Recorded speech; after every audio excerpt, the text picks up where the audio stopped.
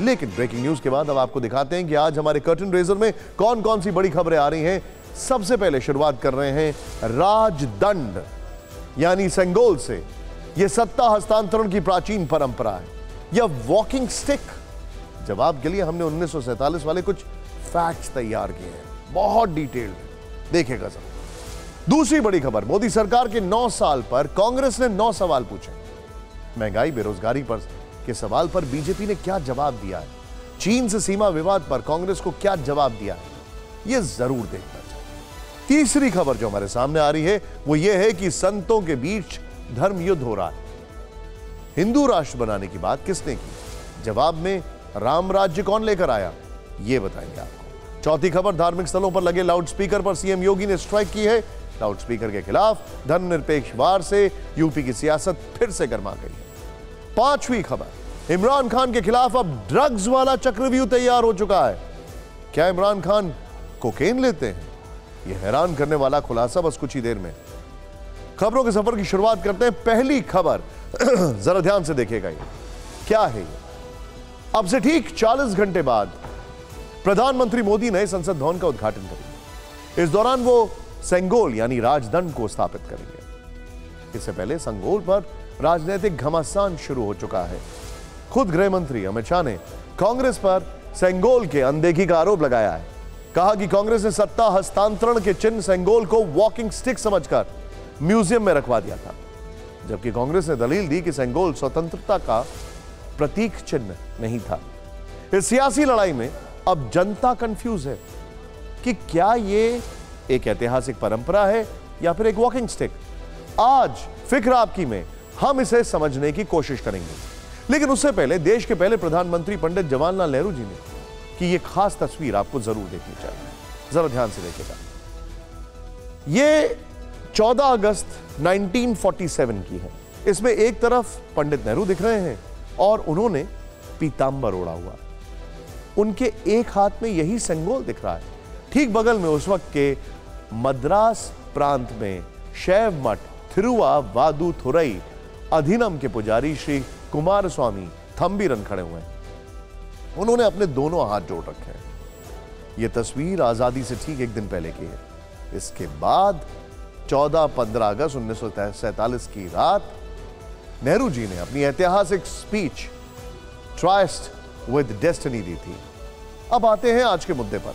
गृह मंत्री अमित शाह ने इसी घटना को सबूत मानते हुए एक ट्वीट किया और यह आरोप लगाया। कांग्रेस पार्टी भारतीय परंपराओं और संस्कृति से इतनी नफरत क्यों करती है?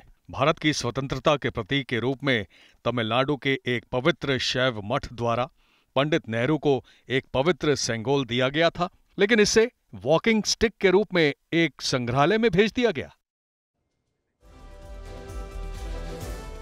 अमित शाह का यह पलटवार असल में कांग्रेस नेता जयराम रमेश के 4 पॉइंट वाले उस ट्वीट पर था, जिसमें उन्होंने यह तो माना था कि तत्कालीन मद्रास प्रांत में धार्मिक प्रतिष्ठान द्वारा एक राजदंड अगस्त 1947 में नेहरू जी को दिया गया था, लेकिन इस बात के कोई दस्तावेजी सबूत नहीं थे कि माउंटबैटन और नेहरू जी के बीच सेंगोल ब्रिटिश सत्ता के हस्तांतरण का प्रतीक था। कांग्रेस ने बीजेपी के दावे को बोगस कहा, व्हाट्सएप यूनिवर्सिटी से फैलाया गया भ्रम कहा, यह भी कहा कि पीएम मोदी तमिलनाडु में राजनीतिक फायदे के लिए इसका इस्तेमाल कर रहे हैं। कांग्रेस ने आज के प्रयागराज और तब के इलाहाबाद संग्रहालय में इसे रखे जाने के आरोप पर सफाई दी, कहा कि इसे सबको देखने के लिए म्यूजियम में रखा गया था। लेकिन इस सियासी लड़ाई में उस वक्त टाइम मैगजीन में छपी एक रिपोर्ट से ट्विस्ट आया। इस रिपोर्ट में उस वक्त सेंगोल को नेहरू जी को सौंपे जाने के बारे में लिखा गया था।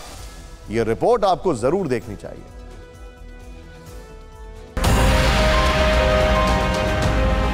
जैसे जैसे ऐतिहासिक दिन पास आता गया, भारतीयों ने अपने अपने भगवान को धन्यवाद देना शुरू किया और विशेष पूजा प्रार्थना, भजन वगैरह सुनाई देने लगे। भारत के पहले प्रधानमंत्री बनने से पहले की शाम को जवाहरलाल नेहरू धार्मिक अनुष्ठानों में व्यस्त रहे।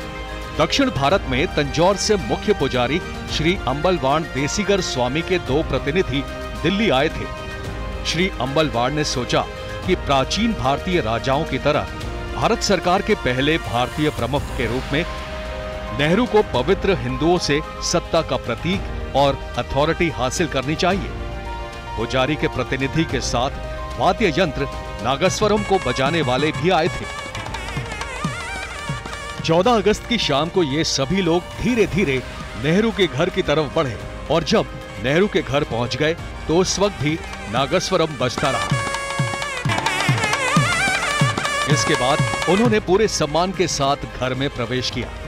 एक सन्यासी ने 5 फीट लंबा सोने का राजदंड लिया हुआ था।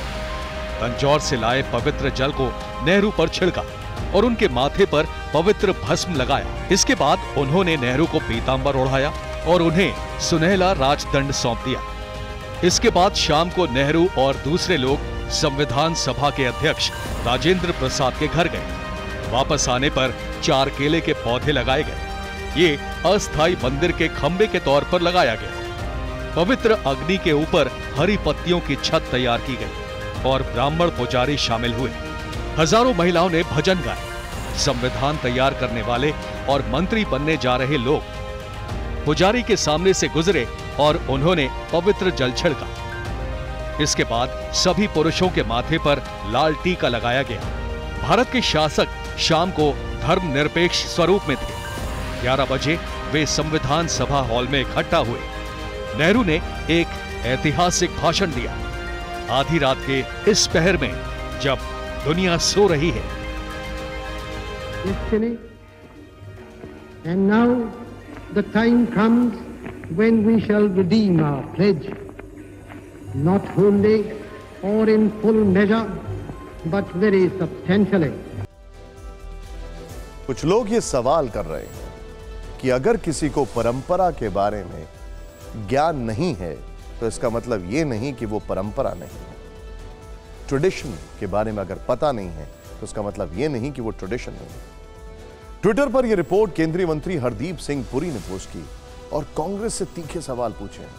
हरदीप पुरी ने रिपोर्ट का जो पहला हिस्सा साझा किया है उससे कुछ बातें साफ हो रही हैं कि राजदंड को तब नेहरू जी को सौंपा गया था। तमिलनाडु से आए 2 पुजारियों ने नेहरू जी को राजदंड दिया था। इसके पीछे तंजौर के मुख्य पुजारी श्री अंबलवाड़ देसीगर स्वामी की सत्ता हस्तांतरण वाली पुरातन सोच थी। राजा जी यानी सी राजगोपालाचारी ने उस वक्त श्री अंबलवाड़ देसगिरी स्वामी से ऐसा करने के लिए विनती की थी। नेहरू जी को यह सेंगोल थिरुवाबादुथरई अधिनम की तरफ से दिया गया था।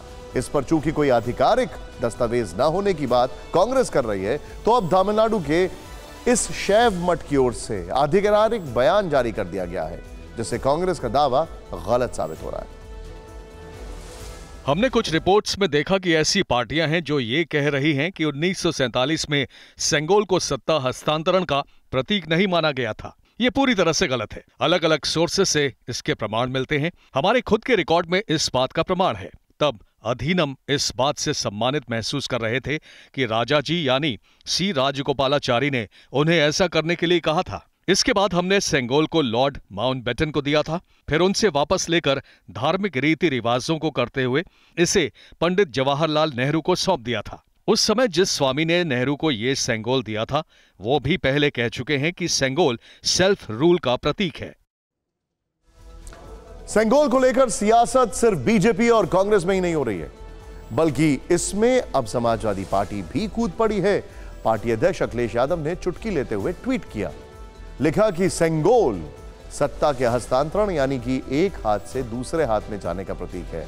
लगता है भाजपा ने मान लिया है कि अब सत्ता सौंपने का समय आ गया है। वहीं पार्टी के सांसद एसटी हसन ने इस मामले में भी मजहबी एंगल खोज लिया। उधर कांग्रेस और बीजेपी के दूसरे बड़े नेताओं में भी सेंगोल को लेकर वार पलटवार का खेल चलता रहा। सेंगोल पर राजनीतिक लड़ाई वाली ये रील आपको जरूर देखना चाहिए।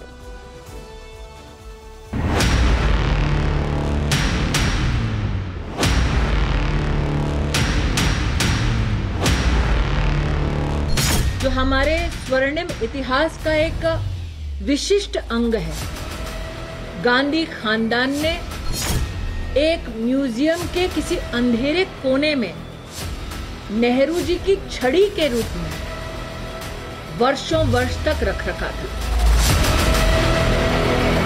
जयराम रमेश जी ने पूरी बातें इतिहास को उठाकर रख दिया है और उन्होंने अमित शाह जी के बयान का, नड्डा जी के बयान का जवाब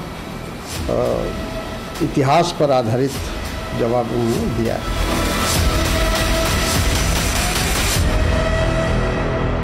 विशिष्ट प्रमाण को इस प्रकार से वॉकिंग स्टिक बताना क्या ये नहीं दर्शाता कि गांधी खानदान वाकई में हमारे देश के इतिहास, हमारे देश के लोकतंत्र के बारे में क्या सोचता है?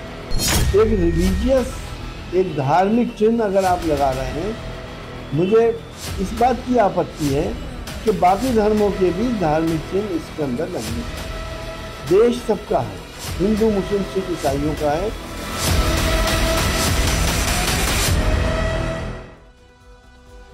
हमने आपको दोनों तरफ के आरोप प्रत्यारोप सुनाए, सेंगोल का टाइम मैगजीन वाला सच भी दिखाया। अब तय आपको करना है कि सेंगोल परंपरा है या वॉकिंग स्टिक। लेकिन घमासान सिर्फ सेंगोल पर ही नहीं चढ़ा है, बल्कि नए संसद भवन के उद्घाटन को लेकर भी बवाल 3 दिन से जारी। हालांकि हम इस पर हो रही सियासत की बात नहीं करेंगे, बल्कि आपको नए संसद भवन की वो नई झलक दिखाएंगे जिसका 1 मिनट 48 सेकंड का लेटेस्ट वीडियो प्रधानमंत्री जी ने ट्वीट किया है। 140 करोड़ भारतीय के गौरव का प्रतीक नए संसद भवन का दीदार आप भी कीजिए।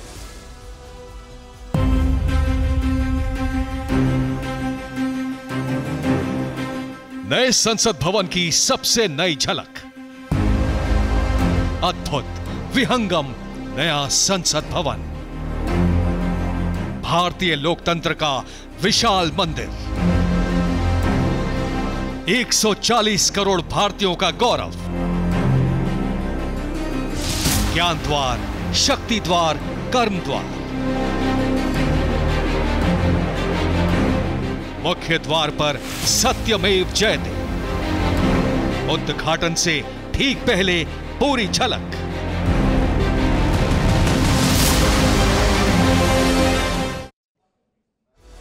इस सब के बाद आपने सेंगोल पर सियासी संग्राम देखा, लेकिन एक राजनीतिक जंग आज मोदी सरकार के 9 साल पूरा होने पर भी खूब हुई है।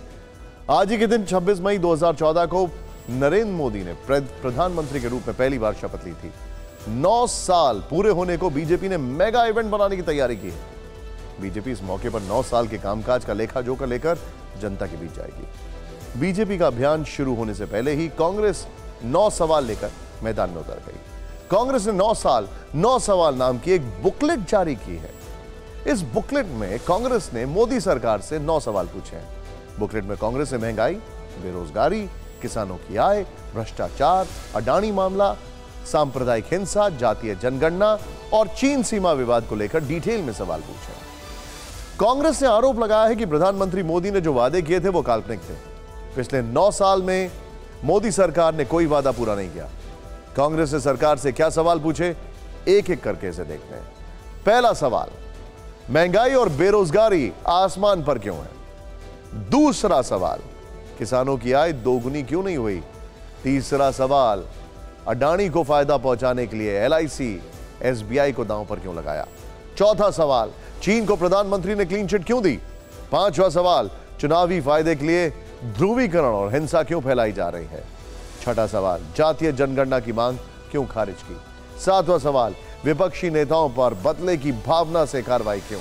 आठवां सवाल, मनरेगा के बजट में कटौती क्यों की गई? नौवां सवाल, कोरोना में मारे गए लोगों के परिवारों को मुआवजा क्यों नहीं दिया गया? कांग्रेस के 9 सवालों का जवाब दिया बीजेपी के सीनियर नेता रविशंकर प्रसाद ने। रविशंकर प्रसाद ने कांग्रेस की बुकलेट को झूठ का पुलिंदा बताया। उन्होंने कहा कि कांग्रेस मोदी जी से नफरत करती है, इसीलिए ऐसे सवाल उठा रही है। रविशंकर प्रसाद ने कहा कि मोदी सरकार ने 9 साल में देश की अर्थव्यवस्था को टॉप 5 में पहुंचा दिया। 9 साल में भारत का एक्सपोर्ट 2 गुना हो गया। कांग्रेस ने महंगाई का सवाल पूछा था, रविशंकर प्रसाद ने जवाब दिया, दूसरे देशों की तुलना में देश में महंगाई काफी कम है। कांग्रेस ने किसानों की आय पर सवाल पूछा, रविशंकर प्रसाद ने जवाब दिया, मोदी सरकार ने धान का MSP 100% बढ़ा दिया। उन्होंने कहा मोदी सरकार के 9 साल के कार्यकाल में भारत मोबाइल फोन बनाने में नंबर 1 बना। इसी तरह जीएसटी कलेक्शन के मामले में अप्रैल में नया रिकॉर्ड बना। रविशंकर प्रसाद ने कहा कि पिछले 9 साल में देश में 98,000 किलोमीटर नेशनल हाईवे बनाए गए। 9 साल में 74 नए एयरपोर्ट बने। कांग्रेस ने चीन को लेकर सवाल पूछा। रविशंकर प्रसाद ने कहा कि डोकलाम और गलवान में भारत ने हिम्मत दिखाई। सरकार के 9 साल पूरा होने पर कांग्रेस ने सवाल उठाए। बीजेपी ने सवालों के धारदार तरीके से जवाब दिए। कांग्रेस और बीजेपी में किस तरह वार पलटवार चला, उस पर यह रील जरूर देखिए। मैं नरेंद्र दामोदर दास मोदी ईश्वर की शपथ लेता हूं कि 9 साल 9 सवाल का ये एक रिपोर्ट कार्ड है।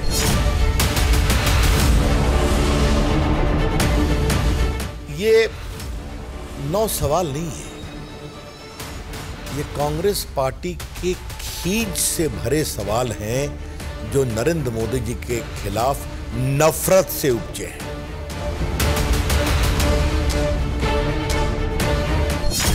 आज दरअसल प्रधानमंत्री को माफी दिवस मनाना चाहिए।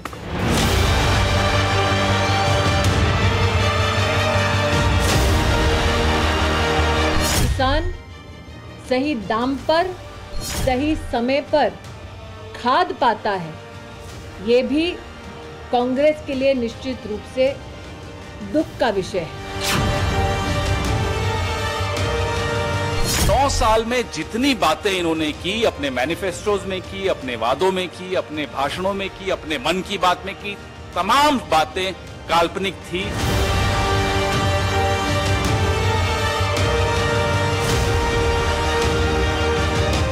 सवाल पूछा गया है, किस संदर्भ में ये सवाल पूछा गया है और देश को क्या भुगतना पड़ रहा है, क्योंकि प्रधानमंत्री इन सवालों पर चुप है। महोत्सव मनाना चाहिए अपनी नाकामी के 9 सालों का और लगे हाथ प्रधानमंत्री महोदय एक प्रेस वार्ता जरूर कर दें बिना टेलीप्रॉम्प्टर के। ये शरीर 5 तत्वों से बना है, जल, थल, नभ, वायु, अग्नि।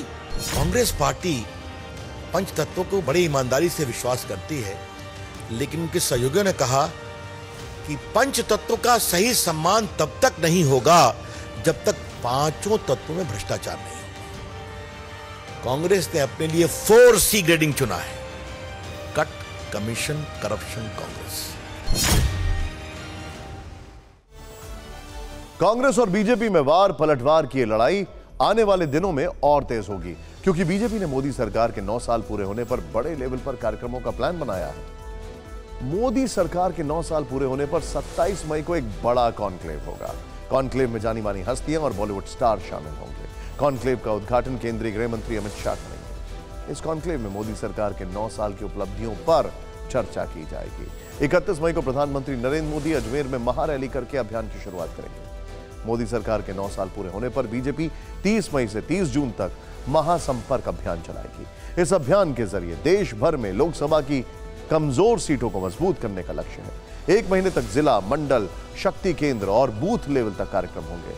बीजेपी ने मिशन यूपी की बड़ी तैयारी की है। राज्य की सभी 80 लोकसभा सीटों को 3 से 5 लोकसभा सीटों में के क्लस्टर में बांटा गया। यूपी में जनसंपर्क अभियान की शुरुआत 30 मई से होगी। इस काम में राष्ट्रीय नेताओं, केंद्रीय मंत्रियों और पूर्व मुख्यमंत्रियों की ड्यूटी लगाई गई। बीजेपी सरकार के कामों का ब्यौरा जनता के सामने रखेगी, तो कांग्रेस ने अगले 3 दिन का प्लान तैयार कर लिया। 27 मई से 30 मई तक कांग्रेस देश भर में 35 बड़े शहरों में प्रेस कॉन्फ्रेंस करके मोदी सरकार के 9 साल के काम का रिपोर्ट कार्ड जारी करने वाली। दरअसल दोनों पार्टियों की नजर 2024 पर टिकी है, इसीलिए राजनीतिक संघर्ष आने वाले दिनों में और तेज होगा। देश में सियासी जंग ही नहीं चल रही है, एक धर्म युद्ध भी चल रहा है। आज एक ऐसी ही बहस शुरू हुई है जिसके केंद्र में साधु संत हैं। बाबा बागेश्वर से लेकर स्वामी रामदेव तक कई साधु संत कई बार हिंदू राष्ट्र की मांग उठा चुके हैं। इस बहस में नया ट्विस्ट द्वारका शारदा पीठ और ज्योतिष पीठ के शंकराचार्य स्वामी अवि मुक्तेश्वरानंद सरस्वती के एक बयान से आया। हिंदू राष्ट्र की मांग के बीच स्वामी अविमुक्तेश्वरानंद सरस्वती ने राम राज्य की बात करके पूरे डिबेट को नया एंगल दे दिया है। ज्योतिष पीठ के शंकराचार्य ने हिंदू राष्ट्र की मांग पर एक बड़ा बयान दिया। उन्होंने कहा कि देश को हिंदू राष्ट्र की नहीं, राम राज्य की जरूरत है। स्वामी अविमुक्तेश्वरानंद सरस्वती ने हिंदू राष्ट्र की तुलना राम राज्य से क्यों की, इसके पीछे उन्होंने कुछ तर्क दिए हैं। सबसे पहले आपको उनकी बात सुनवाते हैं, फिर हिंदू राष्ट्र वर्सेस राम राज्य की बहस के दूसरे पहलुओं पर बात करेंगे। हिंदू राष्ट्र से क्या हम उस लक्ष्य को प्राप्त कर सकेंगे जिस लक्ष्य को हमारे पूर्वजों ने प्राप्त किया था और जिसकी हम सदा से कामना करते हैं? शायद नहीं, क्योंकि गोलबंदी का जमाना है। हिंदू के नाम पे गोलबंदी हो जाएगी। जो ये कह देगा कि मैं हिंदू नहीं हूँ, उसके साथ परायपन का व्यवहार हो जाएगा। अब ऐसी परिस्थिति में अगर हम हिंदू राष्ट्र की बात को मान लें तो कल को फिर वही गोलबंदी शुरू होगी। तो हम ये चाहते हैं कि अगर हम लोगों को अपना राज्य स्थापित करना ही है तो हम लोगों को राम राज्य की बात करनी चाहिए। राम राज्य की विशेषता ये है कि वहाँ कोई अपना कोई पराया नहीं होता है, वहाँ पर सबके साथ न्याय होता है, न्याय का राज्य। कलयुग में राम राज लाने के लिए तो बड़े जतन करने पड़ेंगे। ज्योतिष पीठ के शंकराचार्य की बात आपने सुनी। उन्होंने राम राज के समर्थन में 2-3 बड़े तर्क रखे। इन्हीं तर्कों के आधार पर उन्होंने हिंदू राष्ट्र का विरोध किया और राम राज्य का समर्थन किया। पहला तर्क, हिंदू राष्ट्र में हिंदू गोलबंदी हो जाएगी। इससे क्या होगा, यह भी स्वामी अविमुक्तेश्वरानंद सरस्वती ने बताया। उन्होंने कहा कि जो हिंदू नहीं होगा उसके साथ हिंदू राष्ट्र में परायपन का व्यवहार होगा। दूसरा तर्क, ज्योतिष पीठ के शंकराचार्य ने कहा राम राज्य में कोई अपना कोई पराया नहीं होता है। तीसरा तर्क, उन्होंने कहा राम राज्य में सबके साथ न्याय होता है। राम राज्य का मतलब न्याय का राज्य। यानी कुल मिलाकर राम राज्य को पूरी तरीके से उन्होंने अपने तरीके से डिफाइन कर दिया है। लेकिन राम राज्य को लेकर अब एक नई बहस छिड़ गई है। यह हम सबके सामने है। इस सब के बीच में यह पहली बार नहीं है जब ऐसा जिक्र किया गया है, क्योंकि कई बार ऐसी बातें की जा चुकी हैं। लेकिन पहली बार ऐसा है कि राम राज वर्सेस हिंदू राष्ट्र, यह आमने सामने की बहस छिड़ गई है। अब इस बहस में 2 अलग अलग तरीके के लोग इन्वॉल्व। एक तरफ साधु संत हैं और दूसरी तरफ बाबा बागेश्वर है। संतों के बीच बहस होने से सवाल खड़ा हुआ कि क्या हिंदू राष्ट्र और राम राज्य में कोई अंतर है। सवाल यह भी पूछे गए कि राम राज्य आखिर है क्या। राम राज्य का जिक्र तुलसीदास जी ने रामचरितमानस में कई बार किया है। हम आपको रामचरितमानस की सिर्फ एक चौपाई के बारे में बताते हैं और इसका क्या अर्थ है ये देखिए जरा। राम राज्य में किसी भी मनुष्य को दैविक और भौतिक समस्याओं से परेशान नहीं होना पड़ता है। सभी मनुष्य आपस में प्रेम से रहते हैं। वे नीति और मर्यादा में तत्पर रहकर अपने अपने धर्म का पालन करते हैं। राम राज्य की अवधारणा का जिक्र महात्मा गांधी जी ने भी अपनी किताबों में और लेखों में कई बार किया है। 20 मार्च 1930 को नवजीवन में गांधी जी ने स्वराज और रामराज्य नाम से एक लेख लिखा। गांधी जी ने इस लेख में राम राज्य शब्द का अर्थ डिटेल में बताया था। गांधी जी के अनुसार राम राज्य में गरीबों की संपूर्ण रक्षा होगी, सब कार्य धर्मपूर्वक किए जाएंगे और लोकमत का हमेशा आदर किया जाएगा। गांधी जी ने लेख में लिखा था कि अगर किसी को राम राज्य शब्द बुरा लगे तो मैं उसे धर्मराज कहूंगा।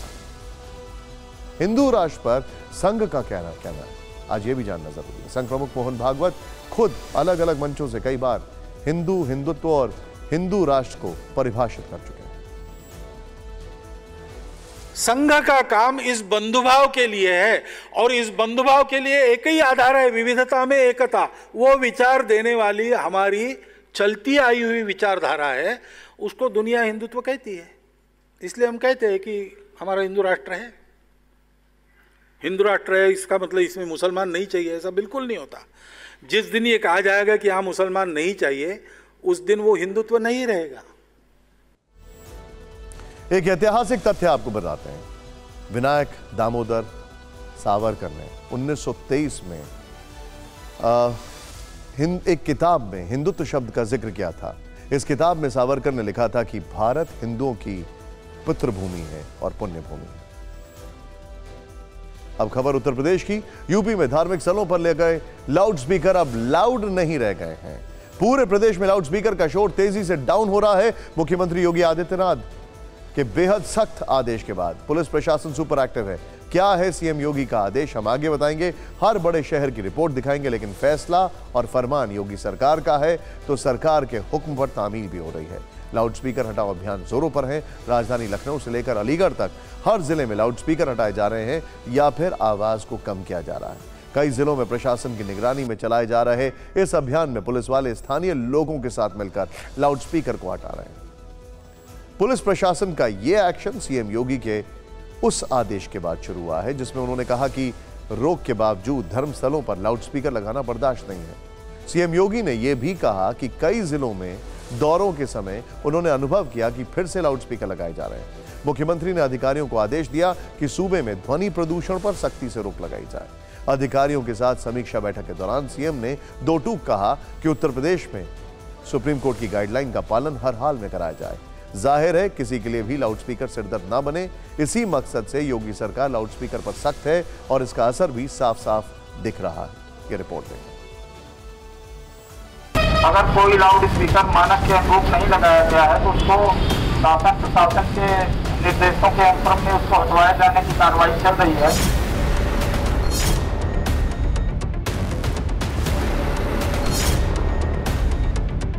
और 2 दिन पहले मुख्यमंत्री योगी आदित्यनाथ ने आदेश दिया था कि जो लाउड स्पीकर लगाए गए हैं मस्जिदों में उसको हटाया जाएगा और आप ये देख पा रहे होंगे कि पुलिस की जो कार्रवाई है वो यहाँ पर शुरू की गई है और यहाँ पर जो लाउड स्पीकर है उनको यहाँ पर हटाया गया है।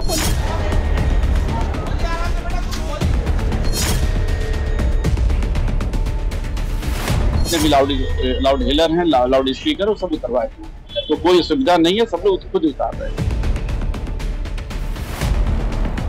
लाउड स्पीकर तो हटवा दिया हमने, जो भी आदेश है उसको हमने हटवा दिया, इसका कोई आपत्ति नहीं। जो भी कानून है उसको फॉलो किया जाएगा। लाउड स्पीकर से किसी भी स्थल पे आवाज आ रही है तो उस लाउड स्पीकर को हटवाया जा रहा है।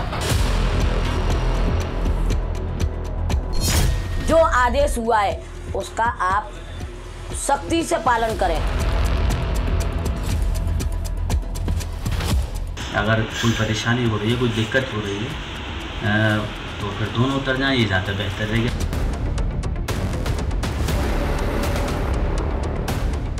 अभी तक 192 लाउड स्पीकर्स की आवाज़ को कम किया गया है और 145 लाउड स्पीकर्स को उतारा गया है।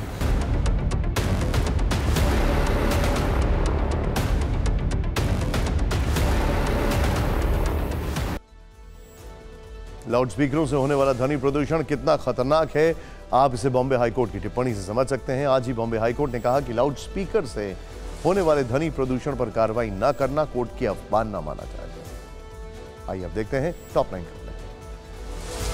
नए संसद भवन के उद्घाटन समारोह को लेकर सुरक्षा व्यवस्था चाक चौबंद। MHA में high level meeting, Delhi police commissioner बैठक में शामिल। पश्चिम बंगाल के झारग्राम में ममता के मंत्री बीरबहा हांसदा के काफिले पर हमला, पथराव में गाड़ी के शीशे टूटे। कुर्मी समाज के लोगों पर टीएमसी ने लगाया आरोप। यूपी के मेरठ में शपथ ग्रहण समारोह में आपस में भिड़े AIMIM और बीजेपी के पार्षद। वंदे मातरम गाने के दौरान नहीं खड़े हुए ओवैसी की पार्टी के पार्षद। मुंबई पुलिस को बॉम्बे हाईकोर्ट की फटकार। मस्जिदों में लगे लाउड स्पीकर से होने वाले प्रदूषण के खिलाफ कार्रवाई नहीं करने पर लगाई फटकार। 29 मई को अगली सुनवाई। यूपी सरकार का आम लोगों को बड़ा तोहफा, पीडीएस की दुकान पर मिलेंगी रोजमर्रा की चीजें। नोटिफिकेशन जारी, राशन की दुकानों में 35 जरूरी सामान मिलेंगे। जंतर मंतर पर पहलवानों के धरने पर ब्रजभूषण शरण सिंह का गंभीर आरोप, कहा खालिस्तान की तरफ बढ़ रहा है आंदोलन। अध्यादेश को लेकर दिल्ली के सीएम केजरीवाल ने पीएम मोदी को लिखी चिट्ठी, कहा केंद्र सरकार सुप्रीम कोर्ट के आदेश नहीं मानती, लोग न्याय के लिए कहां जाएंगे। ऑस्ट्रेलिया के नेता विपक्ष पीटर ड्यूटन ने की प्रधानमंत्री की तारीफ, कहा लोकप्रियता नहीं होने की वजह से ऑस्ट्रेलियन नेता पीएम मोदी से करते हैं जलन। अमेरिका के रक्षा मंत्री लॉयड ऑस्टिन का अगले हफ्ते भारत दौरा, रक्षा मंत्री राजनाथ सिंह से करेंगे मुलाकात। और अब वो सवाल जो पाकिस्तान में इमरान खान के सियासी वजूद पर मंडराते खतरे से जुड़ा है। क्या इमरान खान ड्रग एडिक्ट हैं, या फिर इमरान के ऊपर लगे ये आरोप इमरान के खिलाफ सेना और सरकार का ड्रग्स जाल है। ये रिपोर्ट देखें। क्या इमरान खान ड्रग्स लेते हैं? क्या इमरान खान कोकीन लेते हैं? पाकिस्तान की सेना और शरीफ सरकार की नाक में दम करने वाले इमरान खान नए और गंभीर आरोपों में घिर गए। उन पर ड्रग्स लेने के आरोप लगे हैं। ये आरोप पाकिस्तान में स्वास्थ्य मंत्री अब्दुल कादर पटेल ने लगाए हैं। उन्होंने कहा, इमरान खान के यूरिन सैंपल से खुलासा हुआ है कि वो कोकीन और शराब का सेवन करते हैं। इमरान पर लगे इन आरोपों में कितनी सच्चाई है ये तो नहीं मालूम, लेकिन जब सरकार ऐसे आरोप लगाकर ये भी कहती हो कि इमरान खान दिमागी तौर पर ठीक नहीं है, तो समझ लीजिए कि उनके खिलाफ एक खतरनाक चक्रव्यूह शरीफ सरकार ने तैयार कर लिया है। और इसमें सेना कैसे शामिल है ये भी सुनिए। आपको 9 मई की हिंसा याद होगी। इसके आरोप पीटीआई समर्थकों पर लगे थे। पाकिस्तान आर्मी चीफ असीम मुनीर ने सैन्य ठिकानों पर हमला करने वालों को सबसे बड़ी चेतावनी दी थी। उन्होंने फिर से कहा कि ऐसे लोग माफी के लायक नहीं हैं। इसमें इमरान और उनकी पत्नी बुशरा बीवी भी शामिल है, जिनके अब विदेश जाने पर प्रतिबंध लगाया जा चुका है। खबर है कि इमरान और बुशरा के साथ साथ पीटीआई के ऐसे 600 नेताओं कार्यकर्ताओं की उड़ान पर पाबंदी लगा दी गई है। यानी इमरान को घेरने की तैयारी पूरी है और किसी भी दिन पाकिस्तान में उनके खिलाफ कुछ खौफनाक हो सकता है। पाकिस्तान में कभी भी कुछ बड़ा हो सकता है, लेकिन रूस यूक्रेन युद्ध में आज बहुत कुछ हुआ और बहुत खतरनाक हुआ। ज़ेलेंस्की जैसा प्रहार रूस पर करना चाहते थे, वो अब 1.25 साल बाद मुमकिन हो गया है। यूक्रेन ने पहली बार रूस की सीमा को मिसाइल से दहलाने की कोशिश की। रूस की जमीन पर लगातार धमाके करने में यूक्रेन कामयाब रहा। रोस्टोव से लेकर बर्दियान्स तक रूस की सेना को यूक्रेन ने कई झटके दिए। इस रिपोर्ट में देखें।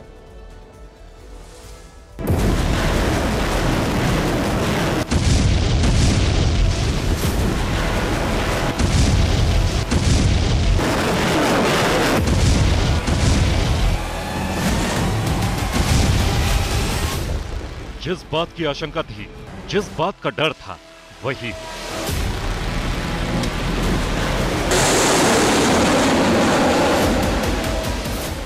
रूस के प्रहार पर यूक्रेन ने भी भीषण पलटवार किया। यूक्रेन ने रूसी शहरों और सेना के ठिकानों पर ताबड़तोड़ बारूदी बारिश की। पहला टारगेट रोस्टोव का एयरबेस था। रूस के इस एयरबेस पर कई फाइटर जेट मौजूद थे। भारी तादाद में हथियारों का जखीरा था। विमानों के लिए फ्यूल का बड़ा स्टॉक भी जमा था। इसी एयरबेस की तरफ यूक्रेन ने मिसाइल दागी। रोस्टोव में बड़े धमाके की प्लानिंग थी। रूस को बड़ा नुकसान होता, लेकिन आखिरी वक्त में सब बच गया। रूस के एयर डिफेंस ने मिसाइल को जमीन छूने से पहले ही हवा में नष्ट कर दिया।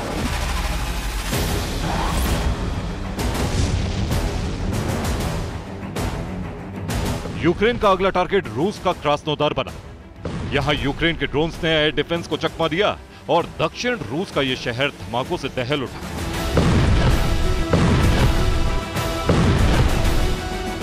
रूस के क्रास्नोदार पर हमले की तस्वीरें भी कैमरे में कैप्चर हुई हैं।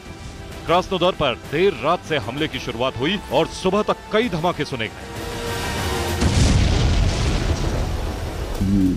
यूक्रेन का तीसरा टारगेट बर्दियान्स्क था। यह जेपोरीजिया इलाके में है। रिपोर्ट के मुताबिक यूक्रेन ने यहां भी स्टॉर्म शैडो मिसाइल का इस्तेमाल किया और रूस के हथियार का गोदाम उड़ा दिया। यह इलाका रूस के सैनिकों के कब्जे में है और रूस के सैनिकों ने यहां हथियार जमा किया था। लेकिन ब्रिटिश स्टॉर्म शैडो की ताकत हासिल करने के बाद यूक्रेन लगातार इसी तरह रूस को बड़ा नुकसान पहुंचा रहा है। रूस की मीडिया का दावा है कि बर्दियान्स्क में S-300 डिफेंस सिस्टम को निशाना बनाया गया।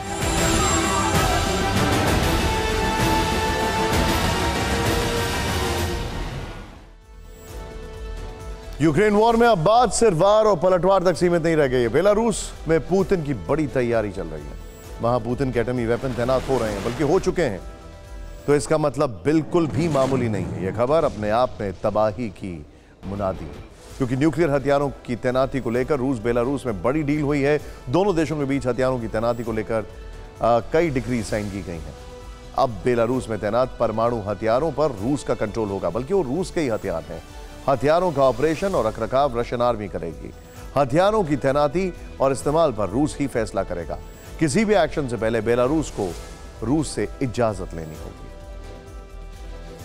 इस सब के बीच में अब एक ऐसी खबर जो बहुत जरूरी है जानना। तकनीक की दुनिया में नई क्रांति कहा जा रहा है इसे। इंसानी दिमाग से अब कंप्यूटर और फोन कंट्रोल हो सकता है। स्टारलिंक और टेस्ला कंपनी के मालिक इलॉन मस्क की कंपनी न्यूरालिंक अब इंसानों के ब्रेन पर स्टडी शुरू कर सकती है। अमेरिका के एफडीए ने न्यूरालिंक को यह इजाजत दे दी है।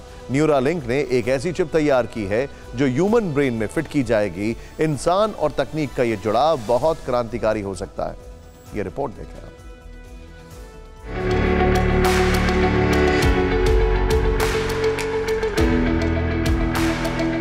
फोन चलाने के लिए अंगूठा चलाना पड़ता है, अब नहीं चलाना पड़ेगा।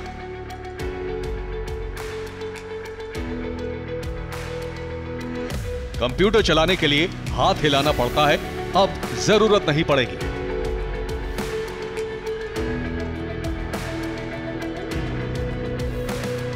क्योंकि टेस्ला कार बनाने वाली कंपनी के मालिक इलॉन मस्क की एक न्यूरालिंक ने करिश्मा कर दिखाया है। यह है न्यूरालिंक की चिप, जिसे पशुओं के दिमाग में इंस्टॉल करके परीक्षण हो चुके हैं। यह है न्यूरालिंक टेस्टिंग लैब का मंकी पेज। मंकी कंप्यूटर पर गेम खेल रहा है और हाथ में पकड़ी जॉयस्टिक से जितनी बार ब्लॉक को हिट करता है, कंप्यूटर से जुड़ी एक स्ट्रॉ से उसे बनाना शेक पीने को मिलता है। बंदर के दिमाग में लगी चिप सारे इलेक्ट्रोड को एक कंप्यूटर में एनकोड और डिकोड कर रही है। दिमाग में लगी चिप के जरिए कंप्यूटर समझ जाता है कि बंदर क्या करना चाहता है। अब बंदर के हाथ में लगी जॉयस्टिक का कनेक्शन हटा दिया जाता है, लेकिन बंदर अभी भी ब्लॉक पर कर्सर ले जाकर उसे हिट कर सकता है। इसके बाद जॉयस्टिक को ही निकाल दिया जाता है, लेकिन बंदर बड़ी आसानी से पोंग नाम का वीडियो गेम खेल रहा है और हाथ भी नहीं हिलाना पड़ता। ये सारा काम इस छोटी सी चिप न्यूरालिंक की वजह से हो रहा है। दिमाग में लगी चिप सारे इलेक्ट्रोड कंप्यूटर को भेजती है। कंप्यूटर दिमाग के सिग्नल डिकोड करता है। इसके बाद बंदर जहां कर्सर ले जाना चाहता है अपने आप चला जाता है, यानी अपनी इच्छा शक्ति से बंदर कंप्यूटर चला रहा है। यह छोटी सी चिप अब इंसानों की दुनिया बदल सकती है, क्योंकि इलॉन मस्क की कंपनी को इस चिप की टेस्टिंग इंसानों पर करने की इजाजत मिल गई है। प्रयोग सफल रहा तो अक्षम इंसानों के लिए चिप वरदान होगी। लकवे के मरीज दिमाग की शक्ति से कंप्यूटर, फोन कंट्रोल कर सकेंगे। दिमाग के सिग्नल डिकोड करके अल्जाइमर जैसी बीमारी ठीक की जा सकती है। अभी यह सब कल्पना जैसा भले ही लग रहा हो, लेकिन 2000 के दशक में फोन से इंटरनेट चलाना भी एक कल्पना ही थी जो साकार हो चुकी है। Bureau report, TV9 Bharatvarsh.